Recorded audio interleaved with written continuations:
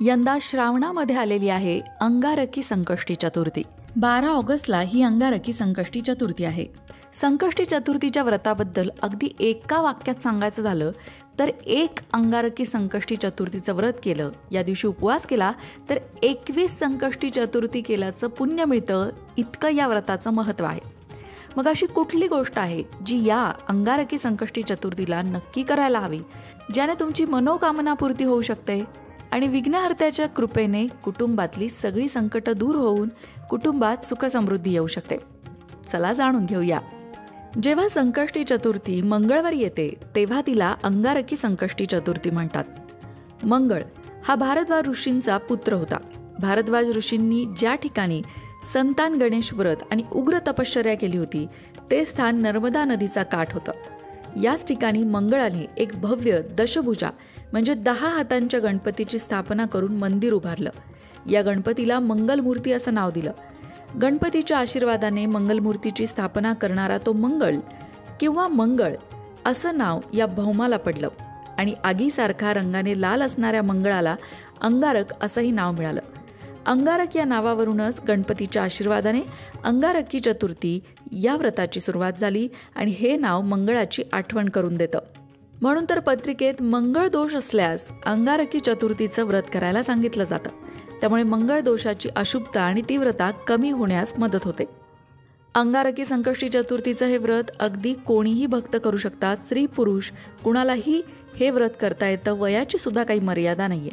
अंगारकी संकष्टी चतुर्थीला घरीच तुम्ही गणपती बाप्पाची पूजा करू शकता. अगदी पंचोपचारे पूजन केलं तरी चालेल. या दिवशी गणेश मंत्राचा जप करावा किंवा गणेशाच्या स्तोत्रांचं पठण करावं. शक्य असेल तर गणेश पुराण सुद्धा वाचावं. जागृत गणेश मंदिरात जाऊन गणपती बाप्पाला दुर्वा आणि लाल फुलं वाहावीत. दिवसभर उपवास करावा. उपवास करताना सात्विक आहार घ्यावा. फळं, दूध या प्रकारे. तामसिक भोजन करू नये आणि तेलकट, तळलेलं असं सुद्धा काही खाऊ नये.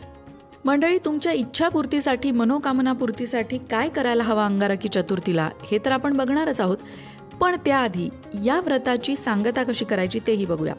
अनेक जण संकल्प घेऊन 5, 7, 11 किंवा 21 या संख्येत अंगारकी चतुर्थीचं व्रत करतात आणि मग उद्यापन सुद्धा करतात. त्याचबरोबर अंगारकी चतुर्थी कशी सोडायची तर संध्याकाळी चंद्रदर्शन करून, चंद्राला अर्घ्य अर्पण करून आणि मग त्यानंतर गणपती बाप्पाची पूजा आणि आरती करून मग अंगारकी संकष्टी चतुर्थीचं व्रत, उपवास सोडायचा असतो. उपवास सोडताना सुद्धा सात्विक भोजन घेणंच अपेक्षित आहे. कांदा लसूण भोजनात नको. सगळ्यांना माहितीच आहे गणपती बाप्पाच्या नैवेद्यामध्ये मोदक आणि खिरापत असते. अंगारकी संकष्टी चतुर्थीला सुद्धा मोदक आणि खिरापत नैवेद्यामध्ये असावी. त्याचबरोबर घरी संध्याकाळी तुम्ही जो काही स्वयंपाक कराल त्या पूर्ण स्वयंपाकाचा सुद्धा तुम्ही नैवेद्य दाखवू शकता. किंवा अगदीच काही नाही जमलं तर गुळ खोबऱ्याचा नैवेद्य सुद्धा गणपती बाप्पाला चालतो, कारण शेवटी देव भाव पाहतो. भाव तिथे देवाचं म्हटलेलंच आहे. आता आपण वळूया मुख्य उपायाकडे. मनोकामना पूर्तीसाठी गणपती बाप्पाचा एक पंचाक्षरी मंत्र आहे.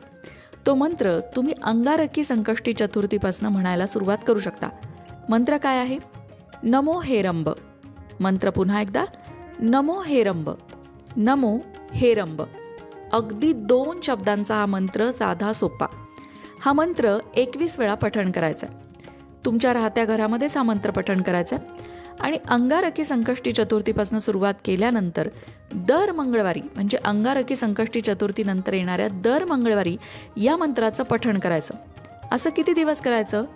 किमान 1 वर्ष करायचं. यामुळे तुमची मनोवांछित इच्छा पूर्ण होते. गणपती बाप्पाच्या कृपेने तुमची इच्छापूर्ती होऊन गणपती बाप्पाचा आशीर्वाद मिळतो. खूपच साधा सोपा उपाय आहे. श्रद्धा भक्तीने केल्यास अनुभव नक्की येतो. छोटासा मंत्र आहे आणि म्हणायचं आहे फक्त 21 वेळा. तोही अंगारकी संकष्टी चतुर्थीपासून सुरुवात करून दर मंगळवारी आणि संपूर्ण 1 वर्ष. म्हणजे श्रावणात तुम्ही सुरुवात करताय. आता श्रावणात अंगारकी संकष्टी चतुर्थी आहे, तर श्रावणात सुरू केलं तर पुढच्या श्रावणातल्या मंगळवारपर्यंत तुम्हाला या मंत्राचा जप 21 वेळा करायचा आहे. तुमची जी काही इच्छा असेल, विवाह जमत नसेल, आर्थिक अडचणी असतील, काही संकट असतील, मनःशांती नसेल, तर ते सगळ्या अडचणी गणपती बाप्पा दूर करेल. तो विघ्नहर्ता आहे. विघ्नहर्त्याच्या कृपेने तुमच्या आयुष्यातील विघ्न नक्कीच दूर होतील. मंडळी, आजचा हा व्हिडिओ आवडला असेल तर कमेंट बॉक्समध्ये तसं नक्की लिहा.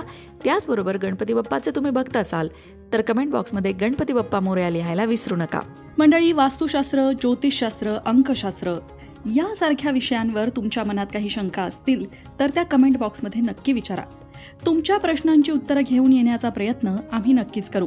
त्याचबरोबर आणखीन कोणत्या विषयांवरचे व्हिडिओ तुम्हाला ऐकायला आवडतील ते सुद्धा कमेंट करून सांगा. म्हणजे तुम्हाला हव्या असणाऱ्या विषयांवर सुद्धा व्हिडिओ घेऊन आम्ही येऊ. ज्योतिषशास्त्र, अंकशास्त्र, वास्तुशास्त्र यांसारख्या विषयांवरचं योग्य मार्गदर्शन तुमच्यापर्यंत पोहोचवण्याचा आमचा हा प्रयत्न आहे. तेव्हा तुमच्या शंका कमेंट बॉक्समध्ये नक्की विचारा.